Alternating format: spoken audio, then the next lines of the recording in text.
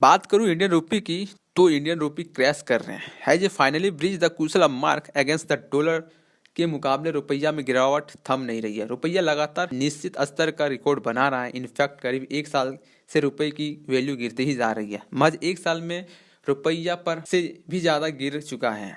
हमारे exchange rate news खबरों में बस अभी नहीं आया है, बल्कि हिंदुस्तान रुपया का तो पतला होते ही जा रहा है। अब मैग्नीफाइंग ग्लास लेके आया हूँ, तो अपने साथ आप लोगों को भी इसके आने के वाले दिन जरूरत पड़ेगी।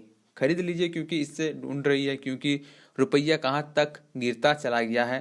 सबका यह मानना है कि कमजोर हो रहा है रुपया, और यह बात चिंता की बात है। किसी भी करेंसी की वैल्यू डिफाइन होती है एक रिलेटिव बेसिस पर, क्योंकि डॉलर दुनिया की मेन करेंसी है, इसलिए हर करेंसी को डॉलर मुकाबले मापा जाता है। इसके पीछे कई कारण हैं, जैसे यूएसए सबसे बड़ी इकोनॉमी है हमारे दुनिया में, और जो भी ट्रेंड होता है देश के बीच वह डॉलर ही होता है। इनफैक्ट जब इंडिया में सऊदी अरबिया से तेल खरीदता है, तो वो रुपया पैसे नहीं देता है, बल्कि डॉलर में देता है। रुपये का डिमांड ज़्यादा बढ़ रही है, तो डॉलर से तो रुपये की वैल्यू बढ़ेगी, और अगर डॉलर की डिमांड ज़्यादा बढ़ रही है तो रुपये के मुकाबले तो रुपये कमजोर होगा ही। अब आते हैं मेन पार्ट पर कि रुपया कमजोर हो रहा है, तो वो किसकी वजह से हो रहा है। नज़ारा क्या है, 2021 और 22 के बीच रुपये की वैल्यू 72 से 82 आ गई थी, यानी कि 10 गिरावट। और अक्टूबर 2022 में जब यह वैल्यू 83 को क्रॉस करी थी, तो हमारी फाइनेंस मिनिस्टर निर्मला सीतारमन ने क्या कहा था। अब इसको देखकर कई अपोजिंग पार्टी के पॉलिटिशियन उछल पड़े, जैसे राहुल गांधी ने ट्वीट किया कि 121 देशों में इंडिया 107 रैंक पर है। भुखमरी के मामले में अब प्रधानमंत्री और उनके मिनिस्टर बोलेंगे भुखमरी नहीं बढ़ रही है हमारे देश में, बल्कि दूसरे देशों में कमजोर हो रही है। अब आप बोलोगे तो रुपये कमजोर हो रहा है, तो डॉलर ज्यादा स्ट्रांग हो रहा है। इसमें सेम ही बात हो गई है। एक्चुअली हमारी फाइनेंस मिनिस्टर सही कर रही है। एक्चुअली रुपये कमजोर नहीं हुआ है, डॉलर बढ़ रहा है, रुपये कमजोर हो गया है।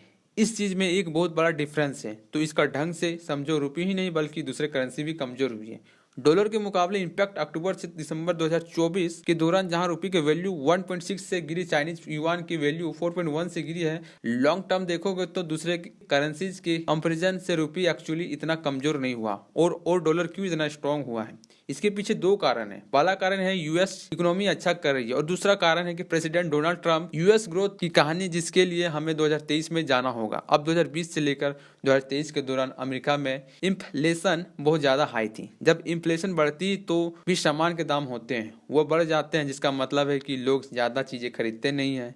इसकी वजह से इकोनॉमी तबाह हो जाती है। किसी भी देश के सेंट्रल बैंक की जिम्मेवारी होती है महंगाई या फिर इन्फ्लेशन बढ़े ना। इसी तरह के यूएस के सेंट्रल बैंक फेडरल रिजर्व ने एक कदम उठाया। उन्होंने कहा कि महंगाई बहुत बढ़ रही है अमेरिका में, इसीलिए हमें इंटरेस्ट रेट्स बढ़ाने पड़ेंगे। जब इंटरेस्ट रेट्स बढ़ गई, इसकी वजह से लोग ने कम लोन लिए, और इसी वजह से इकोनॉमी धीमी हो गई।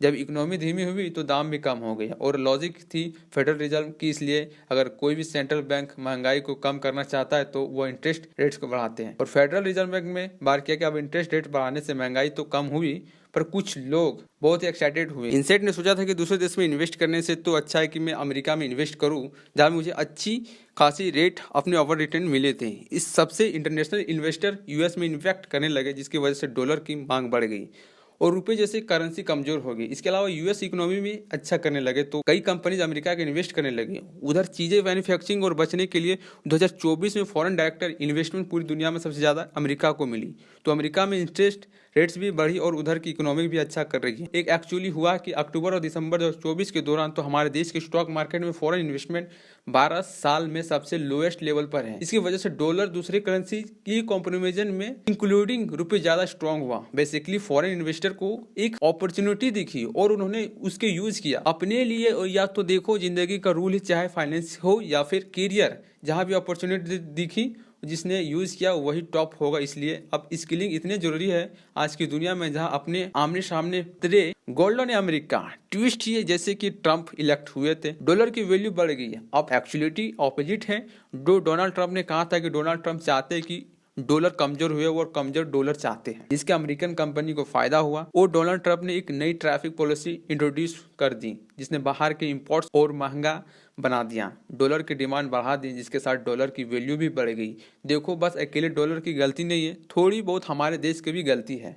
और इसके पीछे कारण है ट्रेंड डेफिसिट, क्योंकि इंडिया एक नेट इंपोर्टर है, यानी एक्सपोर्ट करने से ज़्यादा इंपोर्ट करते हैं। इंपोर्ट हमें करते हैं तेल और कई चीज़ों जो आप डेली सामान में यूज करते हैं। हमें इंपोर्ट्स को कैंसिल कर सकते हैं। Mostly overall India net import है, नेट इंपोर्ट वजह से हमारा ट्रेड डेफिसिट है। इसी वजह से हम कई डॉलर चाहते हैं इंपोर्ट करने के लिए। जब तो हम मोसी सामान इंपोर्ट करेंगे, हम डॉलर की डिमांड बढ़ाते रहेंगे और हमेशा हमारा रुपया कमजोर होता ही रहेगा। इसलिए अलावा इंडिया में गोल्ड के जो इंपोर्ट है 4 गुना बढ़ गए हैं, क्योंकि हमारी सरकार ने गोल्ड पर कस्टम ड्यूटी 15 से 6 पर करती है। इसकी वजह से रुपया और कमजोर हो गया है। अगर आप आईटी सेक्टर में काम करते हो तो भैया खुशी मनाओ, क्योंकि एक कमजोर रुपए की मतलब है कि आप कंपनी का फायदा मिलेगा। आप उसको आपको फायदा मिलेगा या नहीं यह मुझे नहीं पता, यह अपने मैनेजर से पूछना पर, क्योंकि ये कंपनी डॉलर में कमाती है। ये स्ट्रांग डॉलर का मतलब है कि अब उनको स्ट्रांग रुपए मिले। सेम काम के लिए हाल ही फार्मास्यूटिकल सेक्टर को भी, जहाँ कई इंडियन कंपनी यूएस और यूरोप की एक्सपोर्ट करती है। अब अपने रुपया का हाल तो समझ ही लिया है। आपने ये नहीं समझा कि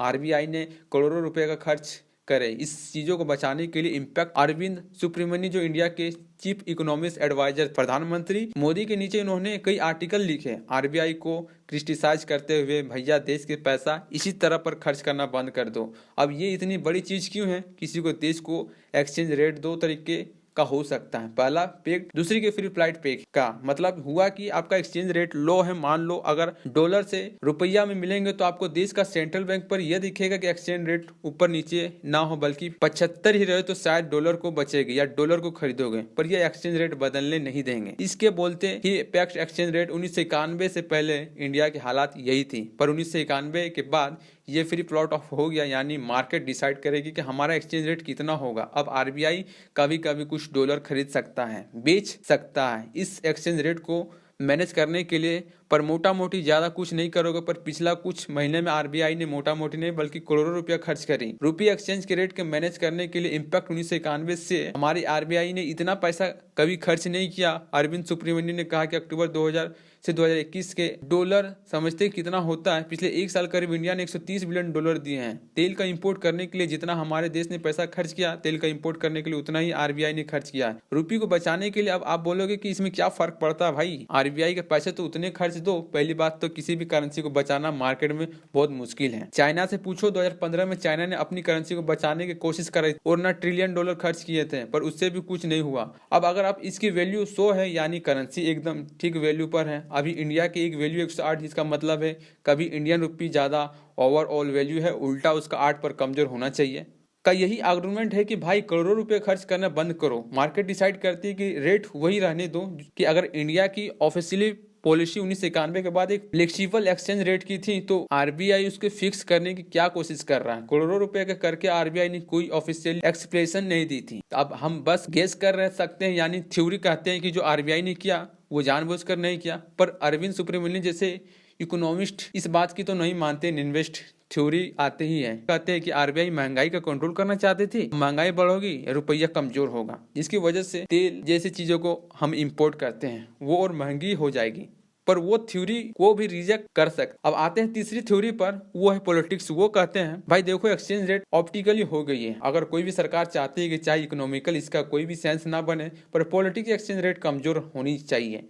पर वो कहते हैं कि किसी सरकार ने 30 साल तक ऐसा नहीं किया, अब मोदी सरकार क्यों करेगी? तो अब किया इंडियन कंपनीज की मदद करने के लिए, क्योंकि इन कंपनी को फॉरेन लॉस जो उनका डॉलर में चुकाने हैं, अगर वो रुपये कमजोर हो गया तो उनका लॉस का वैल्यू काफी बढ़ जाएगा। अगर आप वीडियो आपको अच्छी लगी तो चैनल को सब्सक्राइब करना ना भूले। मिलते ही अगली वीडियो में, तब तक के लिए जय हिंद।